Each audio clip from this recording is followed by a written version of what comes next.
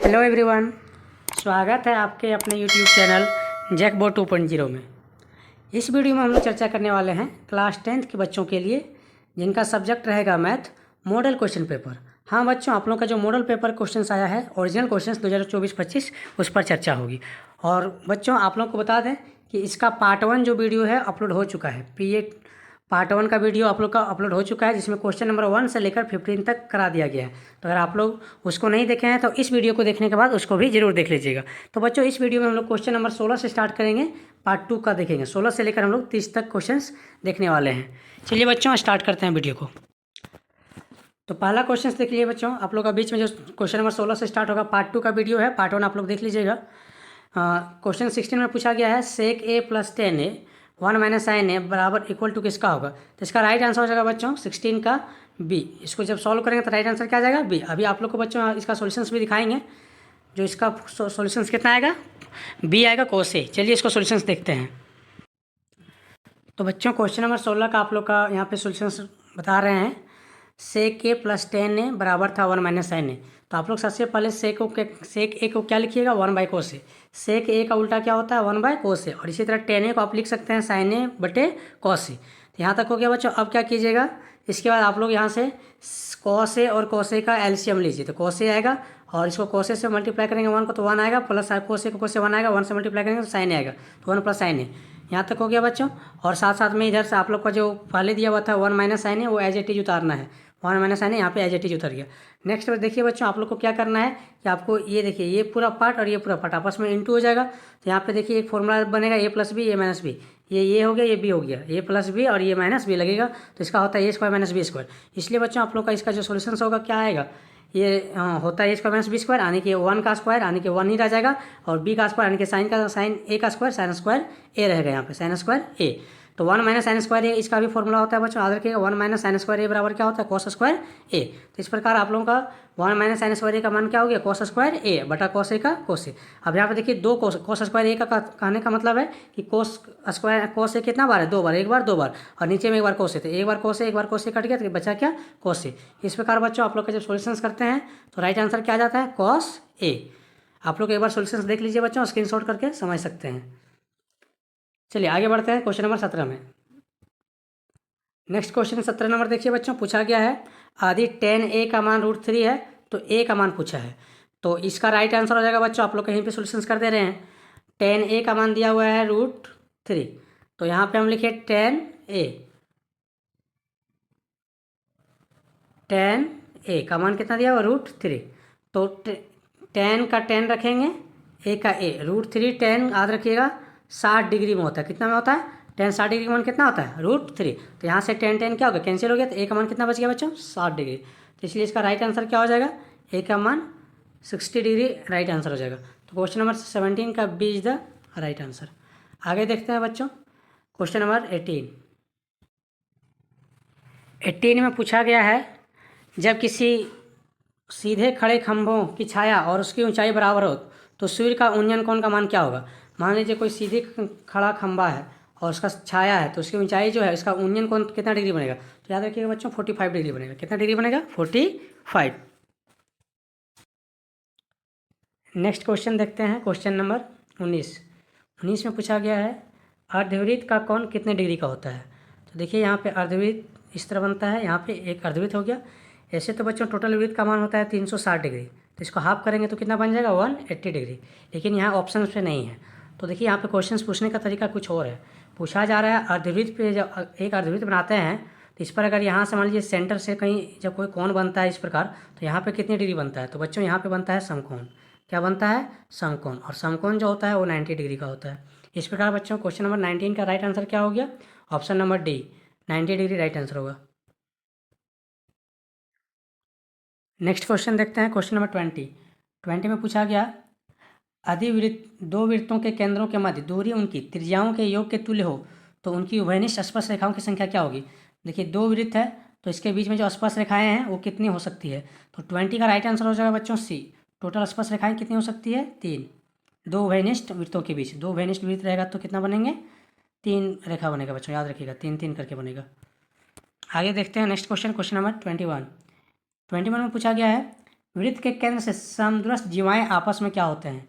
देखिए वृत्त जो है आपका और यहाँ से बीच में आपका सेंटर पॉइंट्स होता है, तो इसके जो आपस में जो जीवाएँ होती है तो वो आपस में क्या होते हैं? तो जितने भी जीवा क्या सेंटर पॉइंट्स जो होते हैं उसके आसपास में जितने भी रेखाएं खींचते हैं वो आपका कहलाता है जीवा। सेंटर से पास नहीं होना चाहिए, सेंटर से पास होगा तो वो कहलाएगा व्यास, लेकिन अगर सेंटर से अवे है, दूर है, तो उसको हम लोग कहेंगे जीवा। तो सारे जीवा याद रखिएगा समान होते हैं। क्या होते हैं? समान। तो 21 का राइट आंसर हो जाएगा आपका बी, सारे जीवा आपस में समान होते हैं। नेक्स्ट क्वेश्चन देखते हैं, क्वेश्चन नंबर 22 में पूछा गया दो गोले का अनुपात। देखिए दो गोला, एक गोला, दो गोला, दोनों गोलों का जो अनुपात है वो 8:27 में है। तो पूछा गया है इसमें क्षेत्रफल का अनुपात क्या होगा। तो देखिए बच्चों इसका सॉल्यूशन हम आप लोग का 20 में करवाते हैं। हाँ तो बच्चों वहाँ पे जगह की कमी रहने के कारण वहाँ पे सॉल्यूशंस नहीं कराए हैं। यहाँ पे देखिए हम लिख के रखे हैं। गोले का आयतन आपका फॉर्मूला याद रखिएगा सबसे पहले। जितने भी गोले, बेलन, ये सब का फॉर्मूला याद रखना बहुत ज़रूरी है, तो सारा फॉर्मूला याद कर लीजिएगा। गोले का आयतन होता है 4/3 पाई r क्यू। तो 4/3 पाई, चूँकि वहाँ पे दो गोला था तो एक बार 4/3 पाई r का क्यू हुआ, दूसरा बार 4/3 पाई r का क्यू हुआ। एक बार r1 एक बार r2 ले लेंगे, तो यहाँ से 4 पाई कैंसिल हो गया, तो r1 और r2 बचा रहेगा। इधर अनुपात का मान दिया हुआ था 8/27। नेक्स्ट देखते हैं, अब R1 और R2 का हॉल क्यू कर सकते, क्योंकि दोनों में क्यूब है तो हम लोग ब्रैकेट लेकर हॉल क्यू कर सकते हैं। और यहाँ 8 किसका क्यूब होता है? 2 का, और 27 किसका? 3 का। तो 2/3 का हॉल क्यू करेंगे फिर भी इसका मान क्या आ जाएगा? 8/27 आएगा। तो यहाँ से क्या होगा? तो क्यूब क्यूब कैंसिल हो जाएगा। तो यहाँ से देखिए आप लोग का सामने सामने R1 का मान 2 आ गया और R2 का मान 3 आ गया। तो पूछा था अब यहाँ से आप लोग का क्या निकल गया? त्रिज्या निकल गया, यानी कि रेडियस का मान निकल गया 2 और 3। अब क्या कीजिए, क्षेत्रफल का अनुपात पूछा है तो क्षेत्रफल के फॉर्मूला पे पुट कर दीजिए। क्षेत्रफल का फॉर्मूला क्या होता है? तो गोले का जो पृष्ठीय क्षेत्रफल होता है वो होता है 4 पाई r²। यहाँ से आप लोग फॉर्मूला भी याद कीजिएगा, क्योंकि कभी कभी एग्जाम में डायरेक्ट फॉर्मूला भी पूछ देता है। तो इसका फॉर्मूला है 4 पाई r²। तो चूंकि अनुपात पूछा है तो R1 और R2 लेंगे, तो 4 पाई r1 का स्क्वायर और 4 पाई r2 का स्क्वायर। तो 4 पाई कैंसिल हो गया। एक R1 का मान देखिए यहाँ पे 2 आया था, एक R2 का मान 3 आया था, तो 2 का स्क्वायर 4 हो गया, 3 का स्क्वायर 9 हो गया। इस प्रकार बच्चों इसका राइट आंसर क्या हो गया? 4:9। इसका पूरा सोल्यूशन से आप लोग यहाँ पे देख सकते हैं, और स्क्रीनशॉट ले लीजिए। अगर नहीं समझ में आ रहा तो कमेंट करके बताइएगा।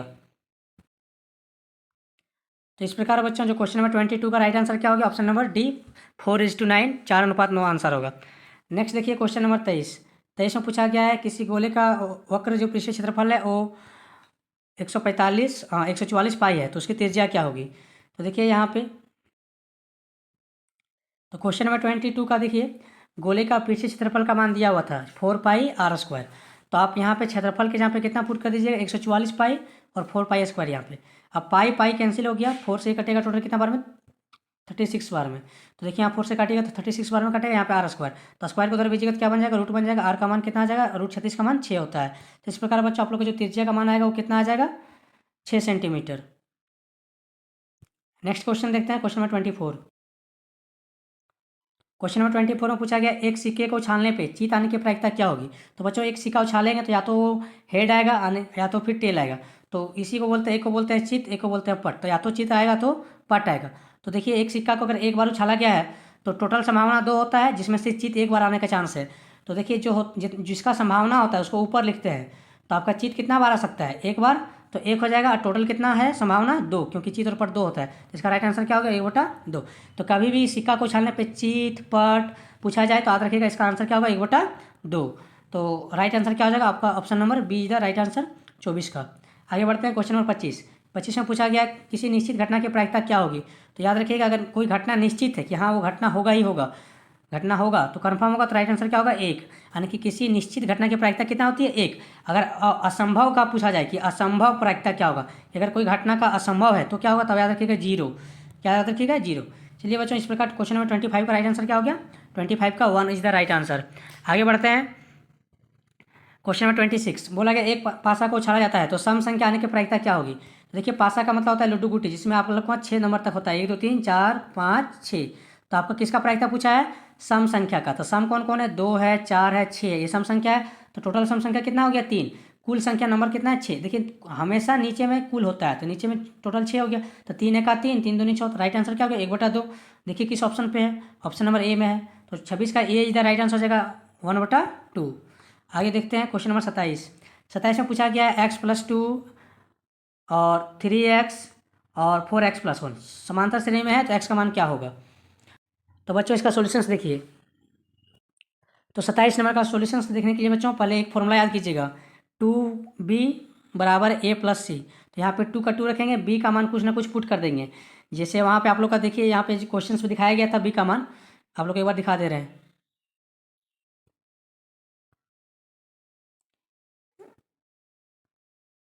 देखिए यहाँ पे ए मेरा x प्लस 2 a हो जाएगा, और जैसे से लाइन है उसी तरह होगा। ये पहले है तो a का मान होगा, बाद में है तो b का मान होगा, c का मान होगा। ठीक है, तो x प्लस 2 को a बोलेंगे, 3x को b बोलेंगे, 4x प्लस 1 को c बोलेंगे। इसी सब को वैल्यू को आपको किस में पुट करना है, फॉर्मूला में पुट कर देना है। तो आप लोग देखिए इस फॉर्मूला पे पुट जस्ट कर दीजिएगा, फॉर्मूला याद कर लीजिए, 2b बराबर a प्लस सी। इसका सोल्यूशन कीजिएगा तो राइट आंसर आ जाएगा x बराबर 3। आप लोग एक बार देख लीजिए, आसान है, आप लोगों को बस कैलकुलेशन करना है बच्चों। चलिए आगे देखते हैं क्वेश्चन नंबर 28। तो बच्चों क्वेश्चन नंबर 28 में पूछा गया है, यदि 6, 8, 9 x, 13 का माध्य 10 है तो x का मान ज्ञात कीजिए। तो माध्य का क्या फॉर्मूला होता है बच्चों, सारे नंबर्स को जोड़ दो बटा कितना कर दो, जितने टोटल कुल संख्या है। चलिए सॉल्यूशंस को दिखाते हैं।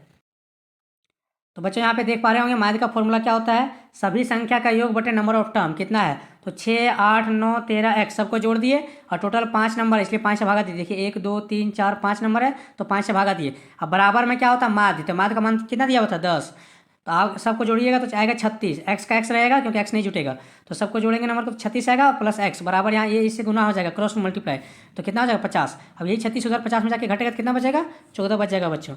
इस प्रकार बच्चों क्वेश्चन नंबर 28 का राइट आंसर क्या हो जाएगा, 14। एक बार आप लोग सोल्यूशंस को देख लीजिए। इस प्रकार बच्चों आप लोगों का क्वेश्चन नंबर 28 का राइट आंसर क्या हो गया, 14, यानी कि option number see the right answer. 28 का सी होगा। आगे देखते हैं क्वेश्चन नंबर 29 का सबसे आसान क्वेश्चन है बच्चों, इससे आसान क्वेश्चन हो ही नहीं सकता। पूछा गया इसमें बहुलक का मान क्या है, बहुलक यानी कि जो बहुत बार आएगा, जो सबसे अधिक बार आएगा उसको क्या कह देंगे, बहुलक। तो यहाँ पे देखिए सबसे अधिक बार कौन आया है, तो 29 का देखिए यहाँ पे आप लोग का जो 2 है वो सबसे अधिक बार आया होगा, 1 बार, 2 बार, 3 बार है ना, और इससे ज़्यादा कोई अधिक बार नहीं आया, 6 एक ही बार आया है। इस प्रकार बच्चों आप लोग का 29 का राइट आंसर क्या हो गया, 29 का ए इज द राइट आंसर। आगे बढ़ते हैं क्वेश्चन नंबर 30 में पूछा गया बच्चों माध्यिका क्या होगा। तो माध्यिका बच्चों निकलता है, सबसे पहले छोटा से बड़ा सजा लीजिएगा। तो देखिए इसमें छोटा से बड़ा सजाइएगा, सबसे पहले मान लीजिए 7 आएगा, 7 से क्या आएगा 8 आएगा, 8 के बाद क्या आएगा 9 आएगा, 10 आएगा, फिर 11 आएगा, और फिर आपका 12 आएगा, फिर 15 आएगा। सबको छोटा हमेशा रखिएगा, छोटा से बड़ा सजा लीजिएगा। अब माध्यिका निकालने के लिए देखिए बीचों बीच होता है, तो ये 3 ठो इधर कर दिए, 3 ठो इधर साइड कर दिए, बीच में कौन बच गया 10, तो इसका माध्यिका राइट आंसर हो जाएगा बच्चों 10। तो क्वेश्चन नंबर 30 का राइट आंसर क्या हो गया 10। 10 कहाँ पे है, ऑप्शन नंबर ए में, तो 30 का यह राइट आंसर क्या हो गया ए हो गया बच्चों। तो बच्चों आप लोग का यहाँ तक क्या हो गया, ऑब्जेक्टिव क्वेश्चंस कंप्लीट होता है। पार्ट 1 में आप लोग का क्वेश्चंस करवाए थे 1 से 15 तक, पार्ट 2 था बच्चों, पार्ट 2 में करवाती हैं क्वेश्चन नंबर 16 से लेकर 30 तक। तो आप लोग का यहाँ पे MCQ कंप्लीट होता है बच्चों। अगर आप लोग का इसका फुल सब्जेक्टिव क्वेश्चन आंसर चाहिए, जैसे यहाँ 31 से लेकर और 52 तक क्वेश्चन है, तो आप लोग कमेंट कीजिएगा। ठीक है बच्चों, अगर आप लोग चैनल पर नए हैं तो सब्सक्राइब, लाइक और शेयर कीजिएगा। धन्यवाद। जय हिंद, जय झारखंड।